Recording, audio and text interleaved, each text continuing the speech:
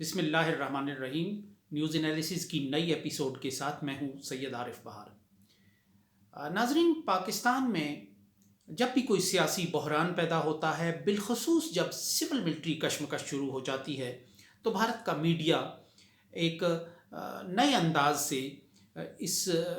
کھیل میں 12ویں کھلاڑی کے طور پر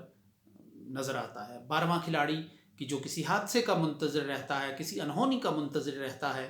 کہ اسے پھر اپنا ایک رول ادا کرنے کا موقع ملے۔ بالکل ایسے ہی بھارت کا میڈیا پاکستان میں ہر کھچاؤ، ہر ٹینشن اور ہر کانفلکٹ کے اندر اپنا ایک رول ادا کرتا رہا ہے۔ یعنی جب بھی اس پاکستان میں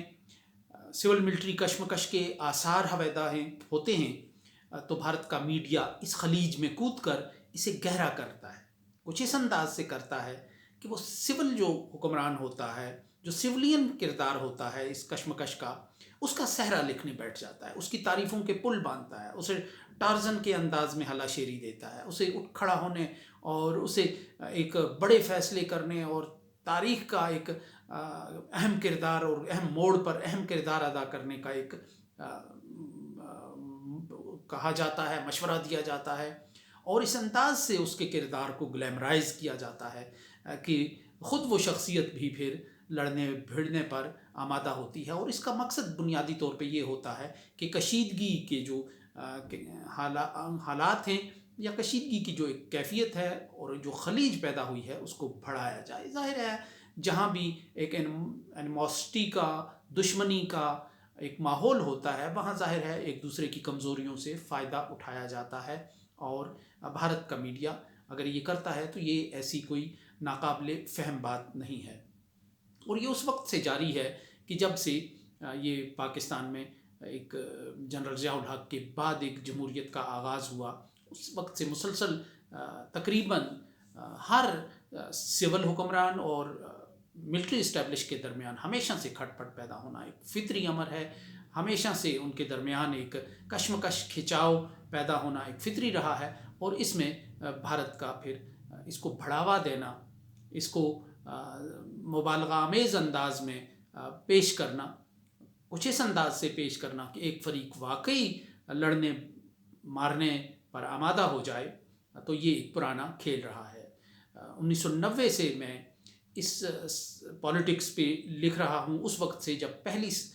جو ایک اہم سارک کانفرنس اسلام آباد میں ہوئی تھی جس میں راجیو گاندھی بھی آئے تھے اور بے نظیر بھٹو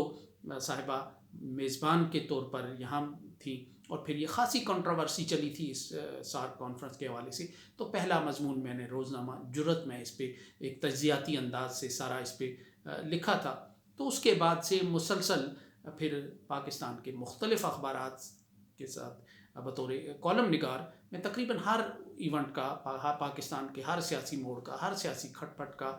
اس پہ میں نے لکھا ہے، اور اس طرح یہ ساری جو ہسٹری ہے فنگر ٹپس پہ ہے کہ ایک ایک نہیں کئی کالمز اس پہ ایک واقعے پہ یا ایک کشمکش اور ایک کشیدگی کے ایک دور پر لکھے گئے ہیں۔ ایسا ہی یاد پڑتا ہے کہ 90 کی دہائی میں ایک سویلین حکمران کے لیے جو ایک بہت بھاری قسم کے، بلکہ بھاری بھرکم قسم کے مینڈیٹ کے ساتھ سامنے آئے تھے، تو میں نے ایک کالم لکھا تھا کہ جناب اب اس کے بعد اڈیالہ ہے، یعنی طاقت، ایبسلیوٹ پاور جو آپ نے حاصل کرنی تھی سویلین نظام میں وہ آپ نے حاصل کر لی ہے، اس کے بعد سے اب اگر آپ مزید کھٹ پٹ کریں گے تو اس کے بعد پھر اڈیالہ جیل جانا پڑے گا، پھر کیونکہ اس کے سامنے آثار ایسے ہی نظر آتے ہیں، نوشتہ دیوار ایسے ہی نظر آتا ہے۔ 58(2) بھی جس کے تحت صدر کو اسمبلی ڈیزالو کرنے کا اختیار تھا وہ بھی ختم ہو گیا تھا، اکثریت بھی مل گئی تھی، تقریباً تمام ادارے آپ کے کنٹرول میں بھی آ گئے تھے، اور اب اس کے بعد طاقت سمیٹنے کی مزید کوئی گنجائش نہیں تھی، اور پاکستان کے سسٹم میں ایسی کوئی روایت بھی نہیں رہی کہ اتنا غیر معمولی اور مضبوط حکمران کوئی ہو۔ تو یہ ایک پوری ایک تاریخ ہے۔ تو اس پہ جو پاکستان میں حالیہ کشمکش ابھری، جس کے افسانے لکھے گئے، جس کے کو مختلف انداز سے بیان کیا گیا، اس میں بھی یوں لگتا ہے کہ بھارت کا میڈیا پوری طرح اپنے روایتی انداز سے کودنے کے لیے تیار بیٹھا ہے یا کودنے کی کوشش کرتا کر رہا تھا اس میں، اب یہ اونٹ تو کسی نہ کسی کروٹ بیٹھتا ہوا نظر آ رہا ہے، اور اس موجودہ جو ایک کشمکش کے سے آثار تھے جو طاقت کے مراکز کے اندر، وہ تقریباً وہ بادل چھٹ رہے ہیں، لیکن بھارت کے میڈیا میں جو اپنی روش ہے وہ اس پہ اچھی بالکل روایتی انداز سے قائم ہے۔ اس کا ایک ثبوت دی پرنٹ میں شائع ہونے والا بھارت کے ایک معروف صحافی پروین سوامی کا، ایک تو پروین ساہنی ہے لیکن یہ پروین سوامی ہیں جو ٹائمز آف انڈیا میں بھی لکھتے ہیں، اور دی پرنٹ میں یہ اس جو ایک کشمکش سی تھی راول پنڈی اور اسلام آباد کی، جس کو کہا جاتا ہے، یا سویلین اور ملٹری لیڈرشپ کے درمیان، تو اس کشمکش پہ ایک اہم مضمون آیا ہے جس سے ایک مائنڈ سیٹ کا اندازہ ہوتا ہے، ایک سائیکی کا اندازہ ہوتا ہے کہ بھارت کس طرح ان شعلوں کو ہوا دیتا رہا ہے۔ 90 کی دہائی میں میاں نواز شریف صاحب کو ابھارا گیا، وہ ابھرے، وہ پیپلز پارٹی کے متبادل کے طور پر ابھرے، اور انہوں نے وہ تمام نعرے لگائے جو پاکستان یعنی نیشنلزم کے لیے ضروری تھے، جگانے کے لیے ضروری تھے۔ انہوں نے جو ان کی میڈیا ٹیم تھی اس نے انہیں ایک مشرقی سیاستدان کے طور پر، ایک میڈ ان پاکستان سیاستدان کے طور پر ان کا ایک امیج بنایا، یعنی بے نظیر بھٹو صاحبہ چونکہ مغربی اداروں کی تعلیم یافتہ تھیں اور ان کے اثرات وہاں تھے، ان کے روابط وہاں تھے، اس کے مقابلے میں انہوں نے ایک میڈ ان پاکستان شخصیت کے طور پر میاں نواز شریف کو، ظاہر ہے جو ان کا حلقہ اثر تھا، جو ان کا حلقہ حامیان تھا، اس نے ابھارا۔ لیکن تھوڑی ہی آگے چل کر بالآخر میاں نواز شریف کا تصادم ہو گیا اپنے ہی تخلیق کاروں کے ساتھ اور اپنے ہی حامیوں کے ساتھ، یعنی ملٹری کے ساتھ ان کی کھٹ پٹ شروع ہو گئی۔ اس کے بعد سے بھارت نے کا جو میڈیا ہے وہ میدان میں اترا، انہوں نے میاں نواز شریف صاحب کا ایک ٹارزن کا سا امیج بنانے کی کوشش کی، انہیں ایک مزاحمت پسند اور فوج کے مقابلے میں ایک بہترین اور مضبوط اعصاب کا حامل شخص بنا کر پیش کرنے کی کوشش کی، اور پینٹ کرنے کی ان کی شخصیت کو ایک نئے انداز سے انہوں نے ایک مہم چلائی، اور اس کا نتیجہ یہ ہوا کہ میاں نواز شریف صاحب کے ساتھ اور فوج کے درمیان جو ایک کشمکش تھی وہ ایک مستقل آویزش کی شکل اختیار کرتی چلی گئی، کئی مائنڈ سیٹ وجود میں آ گئے اور کئی حادثات رونما ہوئے، جس کے بعد پھر یہ خلیج ہے، یہ غلط فہمی جو ہے، یہ دوری ہے، پھر کسی دور میں کم نہیں ہو سکی، بڑھتی ہی چلے گی۔ میاں نواز شریف ایک الگ راہ پر چل پڑے، اپنے حلقہ اثر کو چھوڑ کر، اپنے جو ایک اسلامسٹ اور دائیں بازو کے ایک حلقہ ارادت کو، حلقہ اثر کو خدا حافظ کہہ کر انہوں نے ایک نئے انداز سے ایک سیاسی سفر کا آغاز کیا، جسے بعد میں وہ اکثر وہ کہتے رہے کہ یہ ان کی وہ اب نظریاتی ہو گئے ہیں، تو اس کا مطلب یہ تھا کہ انہوں نے اپنا جو حلقہ اثر ہے وہ ملٹری اسٹیبلشمنٹ، فوج، دایاں بازو، وہ سب اس کو چھوڑ کر انہوں نے ایک نئی لائن لی ہے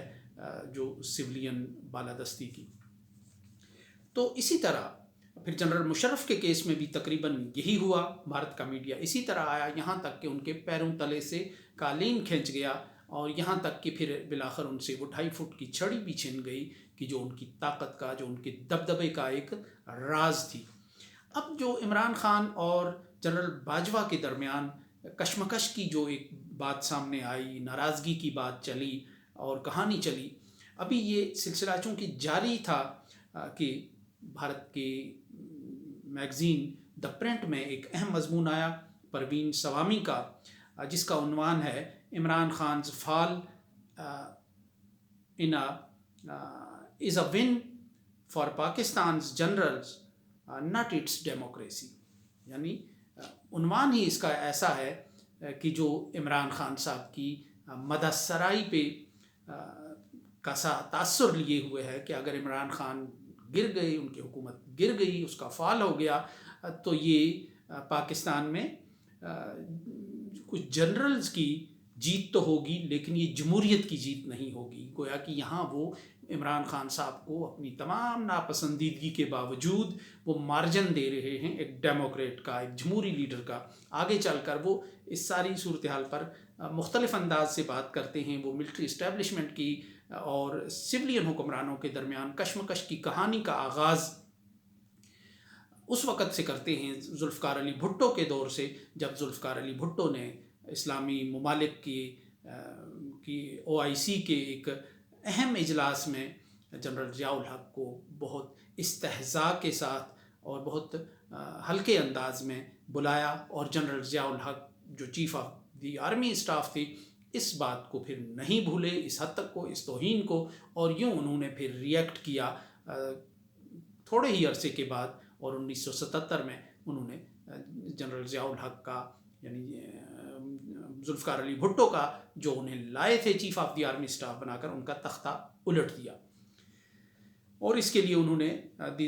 زلفی بھٹو آف پاکستان کے مصنف کی جو تحریر ہے، کتاب ہے، اس کا حوالہ دیا ہے. تو اسی طرح پھر آگے چل کر وہ جتنے بھی پھر نواز شریف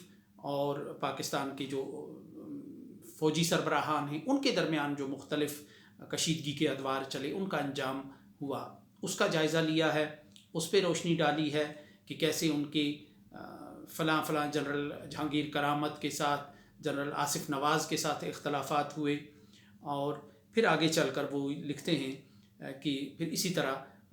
بے نظیر بھٹو یا پیپلز پارٹی کے ساتھ، آصف زرداری کے ساتھ کس طرح جنرل کیانی کے اختلافات ہوئے،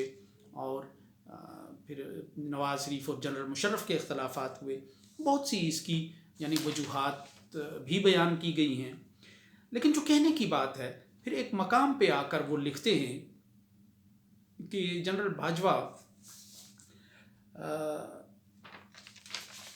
باجوہ نے پلوامہ حادثے کے بعد، یعنی 2019 میں جو پلوامہ کا حادثہ ہوا یا جو واقعہ ہوا، جو کارروائی ہوئی، اس کے بعد جنرل باجوہ نے دہشت گردوں کو لگام دی، جس سے دہشت گردی میں نمایاں کمی آئی، اور کشمیر میں دہشت گردی کے واقعات کم ہوئے. اور آرمی چیف اور جنرل باجوہ اور بھارت کی قومی سلامتی کے مشیر اجیت دول کے درمیان ایک قاصد کے ذریعے بیک چینل مذاکرات ہوئے، اور جس میں یہ فیصلہ کیا گیا کہ کشیدگی کو اس حد تک نہیں بڑھانا کہ کوئی باقاعدہ تصادم ہو، بلکہ اس کشیدگی کو کم کرنا ہے. یہ ایک بیک چینل کے نتیجے میں ہوا. پھر آگے چل کر جو بات ہے وہ پروین سوامی لکھتے ہیں کہ یہ ممکن ہے کہ جنرل باجوہ کو نیا جو وزیر اعظم ہے، یعنی اپنی طرف سے انہوں نے عمران خان کو فارغ بھی کیا ہے، اور اس کے ساتھ وہ لکھتے ہیں کہ جو نیا وزیر اعظم آئے گا، اگر وہ اس کو جنرل باجوہ کو مزید 1 سال کی یا کچھ عرصے کی ایکسٹینشن دیتا ہے، تو یہ واضح نہیں ہے کہ جنرل باجوہ کی جو انڈیا پالیسی ہے جو چل رہی ہے، یعنی انڈیا کے ساتھ مفاہمت کی، انڈیا کے ساتھ کشیدگی کو ایک حد تک کم از کم درجے پر رکھنے کی، وہ پالیسی آگے چل کر کتنی پائیدار ثابت ہوتی ہے. کہ یعنی ایکسٹینشن کے دور میں جب ان کی ایک نیا دور شروع ہوگا اور ایک نئے وزیر اعظم کے ساتھ، تو یہ اندازہ نہیں ہے کہ وہ کہاں پھر اس کے بعد حالات کیا ہوں گے، کشمیر میں وہ جو پاکستان کی پالیسی ہے وہ کیا ہوگی. جنرل مشرف نے ایک ڈیل جو ہے، پیس ڈیل اس کو کہا ہے انہوں نے، کہ جو سیل کی تھی، اور خدشہ ہے کہ یہ جو ڈیل ہے اب بھی، کہ یہ ڈیل جہادیوں کو فوج کی مخالفت میں سرگرم کرے گی اور مشتعل کرے گی، اور اس طرح جو ایک ڈائلاگ ہے پاکستان اور بھارت کے درمیان میں ممکنہ وہ خراب ہو سکتا ہے. اسی طرح پھر آگے وہ لکھتے ہیں کہ پاکستان کی فوج جنرل مشرف کے بعد جنرل کیانی نے اس فوج کا جو ایک طرز عمل ہے اور اس کی سوچ و ساخت ہے، اس کو دوبارہ تبدیل کر کے اسے دوبارہ ملک کی سرحدوں کی حفاظت کے ساتھ ساتھ نظریاتی سرحدوں کی حفاظت، اور یہ کہ وہ اسلام کی بھی محافظ ہے، اور کشمیر اور پانیوں کا مسئلہ حل ہوئے بغیر بھارت کے ساتھ کوئی بات چیت نہیں ہوتی. تو یہ جنرل کیانی نے دوبارہ اس کو ملٹری اسٹیبلشمنٹ کو اس ڈگر پر لایا تھا. یہاں وہ لکھتے ہیں کہ اگر عمران خان کی جگہ جو دوسرا وزیر اعظم آئے گا وہ پہلے سے زیادہ بے شناخت ہوگا، اور اس سے یہ اندازہ ہوگا کہ یعنی اپنے ہی لائے ہوئے ایک وزیر اعظم کو ہٹا کر دوسرے کو لانے کی کامیابی کی صورت میں یہ بات طے ہو جائے گی کہ جو فوج کا حلقہ اثر ہے، فوج کی جو صلاحیت ہے فیصلہ سازی میں اور فیصلہ کن معاملات میں جو اس کی حیثیت ہے، وہ اپنی جگہ قائم اور برقرار ہے۔ اب اس مضمون کا اگر تجزیہ کیا جائے تو اس میں بہت کمال مہارت کے ساتھ دونوں طرف وکٹ کے دونوں طرف کھیلنے کی پوری کوشش کی گئی ہے۔ ایک طرف عمران خان کو، جنہیں عمومی طور پر بھارت کا میڈیا پسند نہیں کرتا،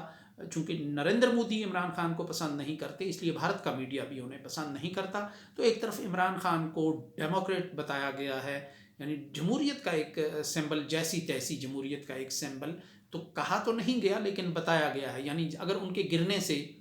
ان کی حکومت ختم ہونے سے یہ جمہوریت کی خدمت تو نہیں ہوگی، اس سے جمہوریت اسٹرینتھن نہیں ہوگی، اس سے کچھ جنرل مضبوط ہو جائیں گے۔ ایک تو یہاں تو عمران خان کی حمایت کا تاثر دیا گیا، اور دوسری طرف ساتھ ہی جنرل باجوہ کے بارے میں یہ کہا گیا کہ جنرل باجوہ امن چاہتے تھے، اور ان کی وجہ سے پلوامہ کے بعد کشمیر میں دہشت گردی کا یا شدت پسندی کا کوئی واقعہ رونما نہیں ہوا، اور وہ بھارت کے ساتھ اچھے تعلقات چاہتے تھے، اور بیک چینل پر ان کے روابط بھی تھے بھارت کے قومی سلامتی کے مشیر کے ساتھ۔ تو یہاں جو ہے اس خلیج میں یہاں وہ کودتے ہوئے نظر آتے ہیں۔ ایک طرف عمران خان کی حمایت کی جا رہی ہے، عمران خان کی حمایت کا تاثر دیا جا رہا ہے نہ چاہتے ہوئے بھی، دوسری طرف جنرل باجوہ کے کردار کو بھی اس انداز سے پیش کیا جا رہا ہے کہ ان کے اس رول کے بارے میں بھی کچھ سوالات اٹھیں اور کچھ ناراضگیاں پیدا ہوں، کچھ پیچیدگیاں پیدا ہوں۔ تو یہ بھارت کا وہ ہمیشہ سے بھارت کا میڈیا یہ رول ادا کرتا ہے کہ جب بھی ایک خلیج پیدا ہوتی ہے پاکستان کے اندر، اسلام آباد کی، راولپنڈی کی، سول اور ملٹری کی، کوئی بھی نام اس کو دیا جائے، تو بھارت کا میڈیا اس کو اس انداز سے پورٹرے کرتا ہے، اس کو اس انداز سے پیش کرتا ہے کہ یہ ایک واقعی ایک کچھ نہ ہوتے ہوئے بھی ایک سیریس لڑائی بن جاتی ہے، ایک سیریس کشمکش بن جاتی ہے، اور یہاں وہ عمران خان کو یہ دانہ ڈالتے ہیں کہ وہ ایک ڈیموکریٹ کے طور پہ مزید جو ہے اس کشمکش کو آگے لے جا سکتے ہیں اور آگے بڑھا سکتے ہیں، بالکل اسی سٹائل میں جیسے 90 کی دہائی میں میاں نواز شریف کو بالکل اپنے حلقہ اثر سے لڑنے بھڑنے کی ایک ہلا شیری دی گئی تھی۔ اس سے کچھ ہوا تو نہ ہوا، نہ سویلین بالادستی قائم ہوئی، نہ جمہوریت کی حتمی منزل حاصل کی گئی، لیکن پاکستان بالآخر ایک کشمکش کے ایک نئے دور میں، ایسے دور میں داخل ہو گیا کہ جس کا انجام پھر زیادہ خوشگوار نہیں ہوا۔ تو بھارت کا جو میڈیا ہے وہ آج بھی یہی رول ادا کرنے کا خواہش مند نظر آ رہا ہے۔ اس کے ساتھ ہی اجازت دیجیے، اللہ نگہبان۔